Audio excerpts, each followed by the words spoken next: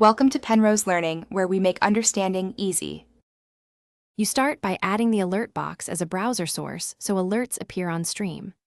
Open Streamlabs OBS and log in, then click plus to add a browser source.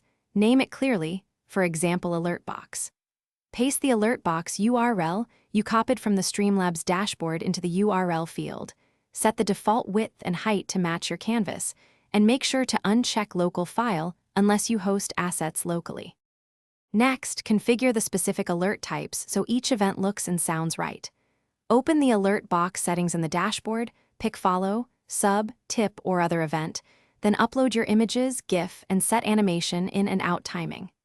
Adjust sound volume and duration so alerts are noticeable but not overpowering. Once done, use the test alert buttons for each type to confirm visuals, timing, and audio sync up with your scene. Finally, place and lock your alert box source in each scene where alerts should appear, scaling and cropping as needed so they don't block important content.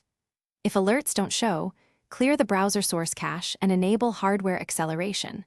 Also try opening the alert box URL in a regular browser to confirm it's active. If problems persist, re-authenticate your Streamlabs login, regenerate the widget URL or API key, and retest. That usually fixes missing or silent alerts.